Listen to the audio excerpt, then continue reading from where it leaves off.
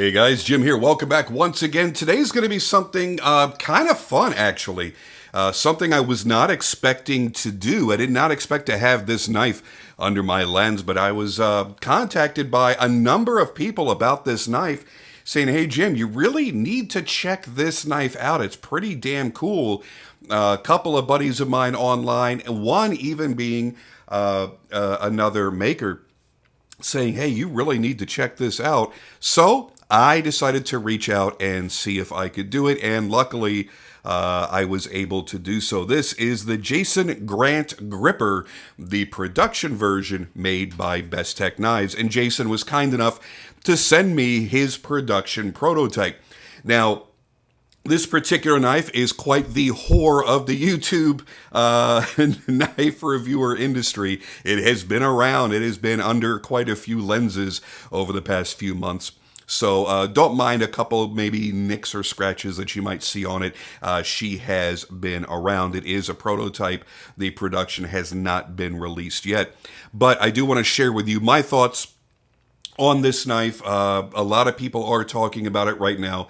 It is quite a bit different, so let's get into it. I don't want to make this too long of a video because this is take two. I recorded a 24 or so minute video yesterday, and somehow the video file got corrupted, and I'm redoing it today.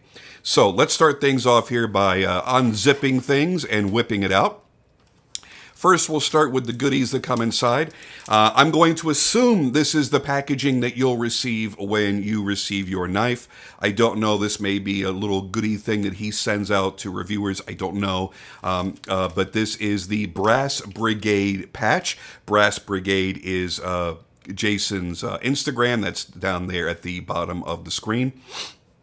And that's where you can follow him. And I'll give you the whole story here in a few minutes after we do the specs and all that. So that is his logo. Those of you like me who were teenagers and skater assholes during that time know that logo very well. Mixed in with his love of competition shooting, there is your IPSC target. And inside the bag here also, I believe, is a bottle opener with the same logo on it. Pretty darn cool. And inside of the zippered pouch will, of course, be the knife. And here she is. Now, typically, when I see a knife that is just straight and flat, I'm like, that sends up a bunch of red flags, especially when it's a first-time design from a designer, as this is.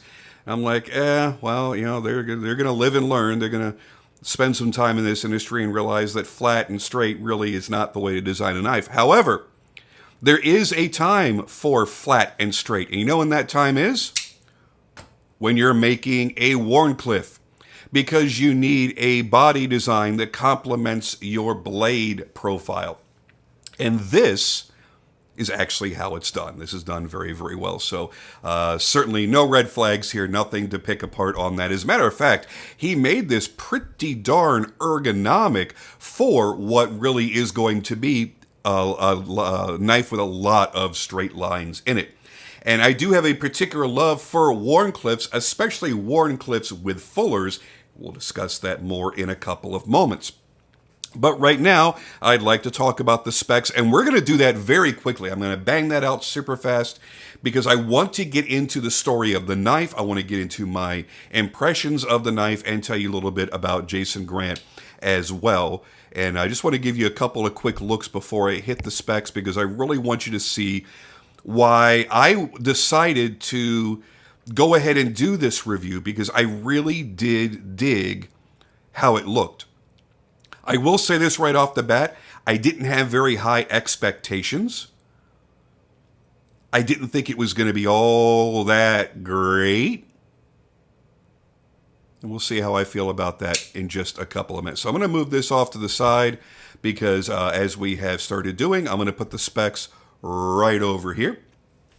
Starting with this titanium frame lock with heavy frag pattern. We'll discuss that more in a little bit. Full-length frag backspacer in titanium. It's a Wharncliffe style blade that is hollow ground with a fuller and thumb hole. Overall length is 8 3/4 inches. Blade length is 3.5 inches with about a 3 1/4 inch cutting edge because of the forward finger choil. The blade steel is M390. And one of the most interesting features of this knife is that the full blade spine is done in the frag pattern as well, just like the backspacer.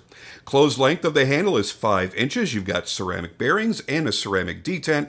You've got the lock bar insert, and you have a choice of DLC, which is a DLC black wash. It's a very light stone wash in there, or satin variations. Now, as far as the weight goes, bingo bango, here's where it gets funny. Woo, she's a pocket beastie. 5.7 ounces. Yep, it's a big knife. It's a hefty knife. There were no weight savings done on this. So, yeah, it's not going to be an EDC knife. This is going to be a knife that you are absolutely going to make a conscious decision that you want to carry it today. There is a reason you want to carry it, and you don't mind that it is a big bad bitch in the pocket.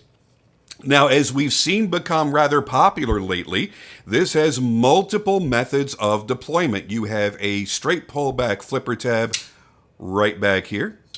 You also have the thumb slot, so you can slow roll it if you want. You can thumb flick it if you want. You can reverse flick it if you want. You can, of course, front flip it if you like to wear skirts. I kid. I know there's people out there that still, for some reason, like front flippers. So you do have that option. And I'm sure there's other ways.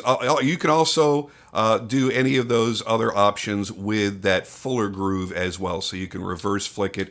You can thumb flick it. You can thumb open it with that fuller groove as well.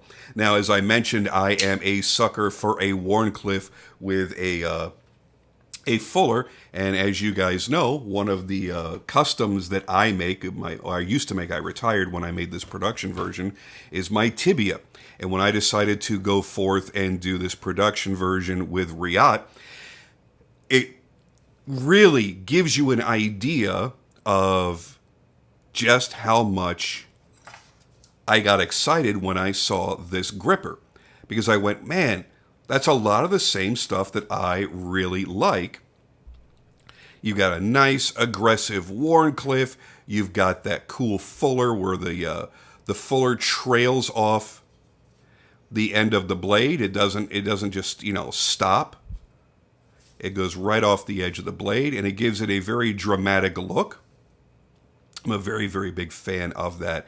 So I like that aggressive Wharncliffe nature. I like that very flat edge. I like how they get very, very pointy. So yeah, as soon as I saw that, I went, well, shit. I think that is definitely super slick and super cool. And what's funny about this is, that is the same reason that I designed my knife, is the same reason that Jason decided to design this. He has a love for Wharncliffe knives, and he has a love for frag patterns and handles. The problem was, he really couldn't find a nice folder that had a frag pattern that was also a Wharncliffe. So he says, you know what? I'm just going to design my own.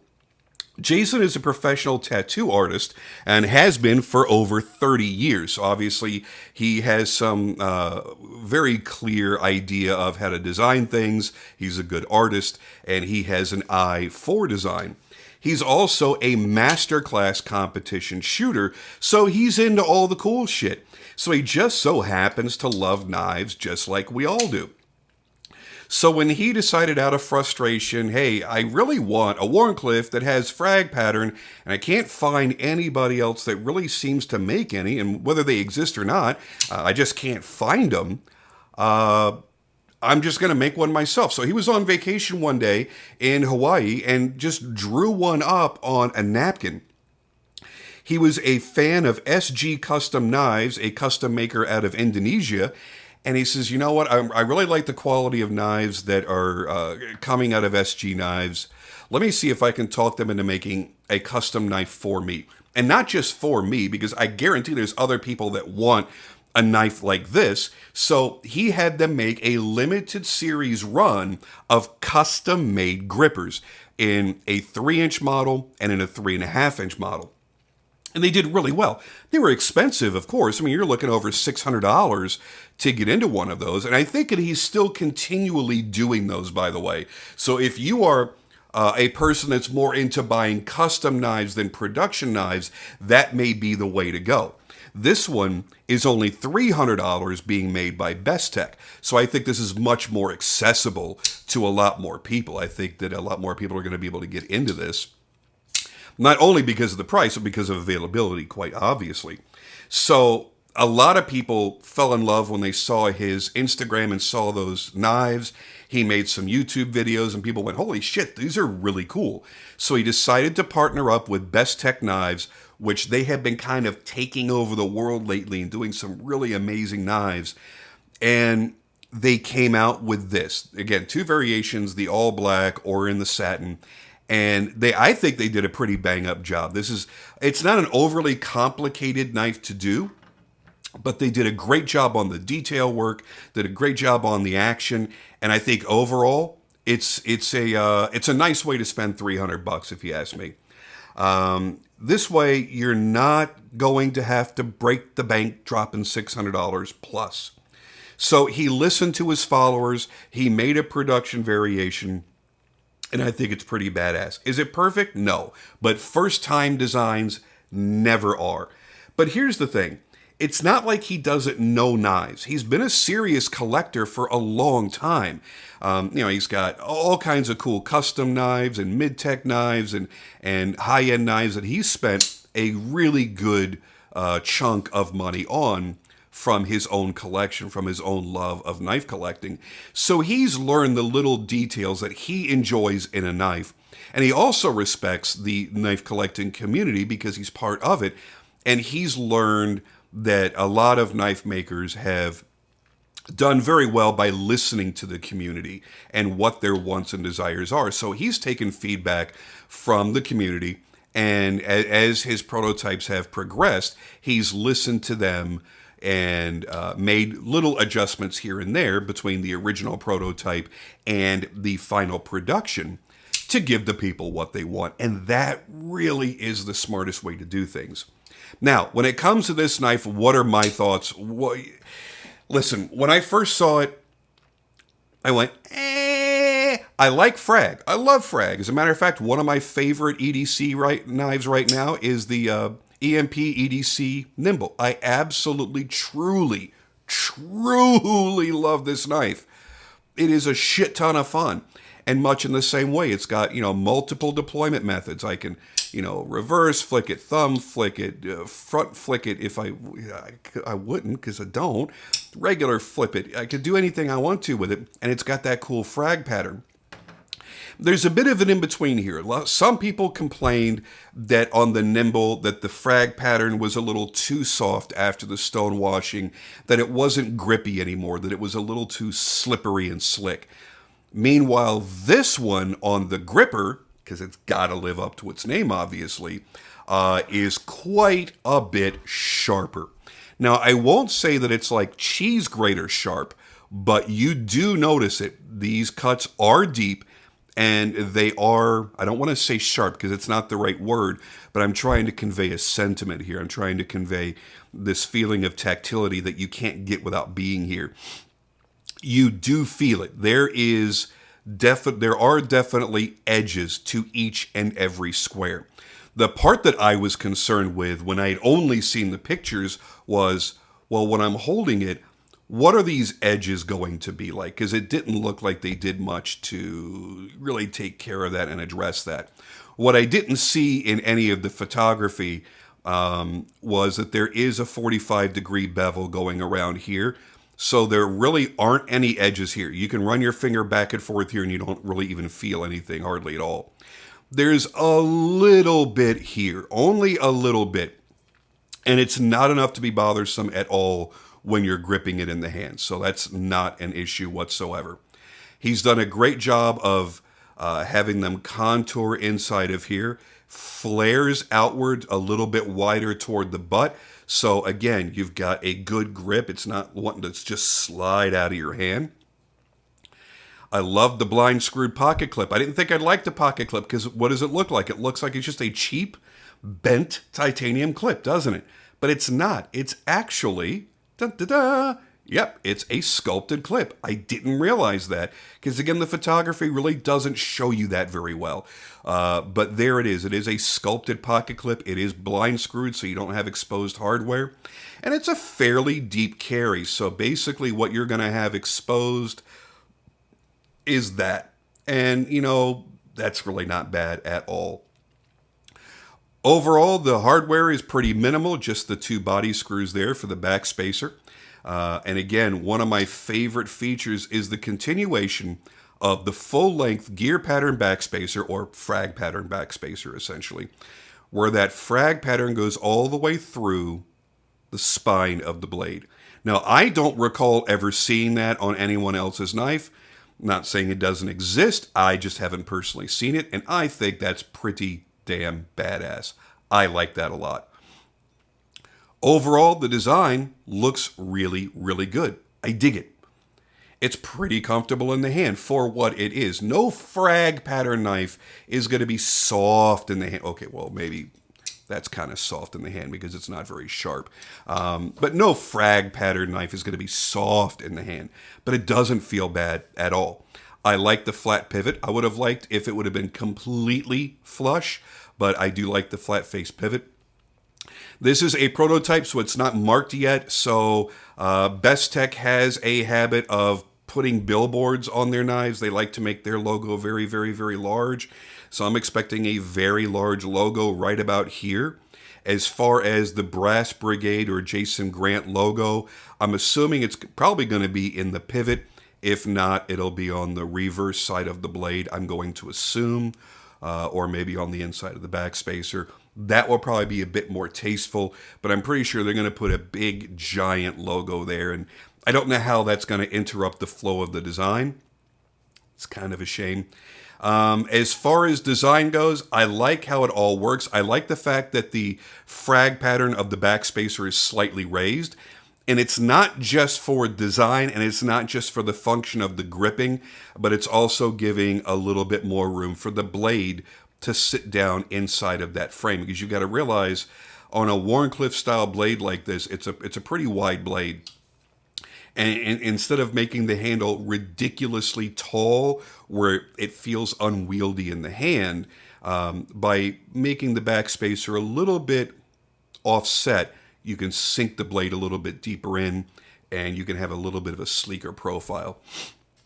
What I dig about Jason is he seems to be a pretty laid-back dude, having conversed with him a little bit here and there, and listening to him on videos, seems pretty laid-back. And he seems like he's just about my age. So that was kind of why I chose to use the pistol that I did in my photography in the beginning.